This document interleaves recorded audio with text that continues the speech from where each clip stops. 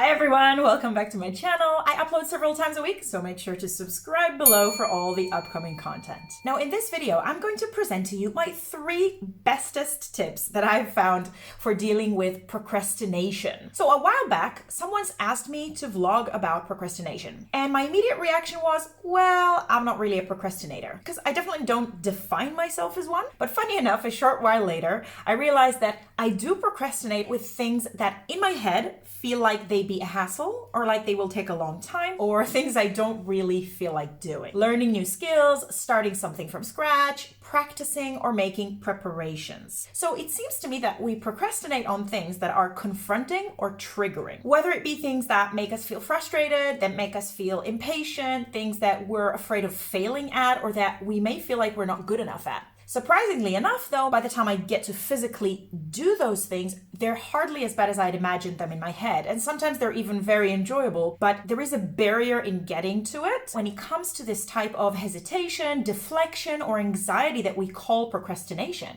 Something is broken in the preliminary process in our head surrounding that specific action. And that's where we get stuck. We need to eliminate our own head from the equation. We need to take the process out of our heads and onto something or someone else. So it's time for my 3 bestest tips to deal with procrastination. Tip number 1, make a list.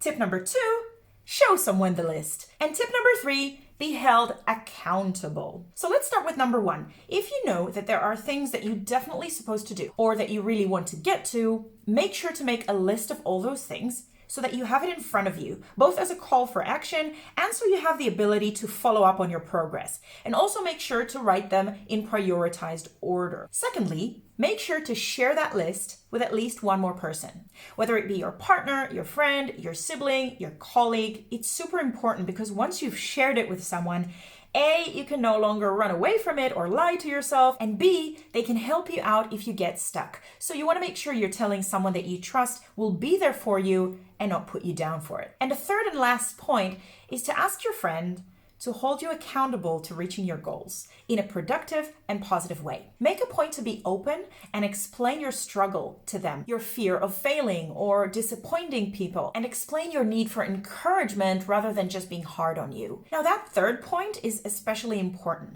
because if we'll notice the things that we procrastinate on, we may find a pattern of things that somehow connect to negative memories in our past. Either things that didn't go our way or that we were put down for, our parents wanting us to do better, our teacher expecting us to study harder, or our peers expecting us to understand quicker. So going back to a similar chore or action brings back that shame, the disappointment, and the lack of motivation that we felt in the past, where our inner voice tells us, well, I'm not going to do very well anyway, so why even bother? So this time we have to ensure that our supportive environment, whoever we choose that to be, has to be supportive. So if you find yourself struggling with procrastination, then I hope these tips would be useful to you.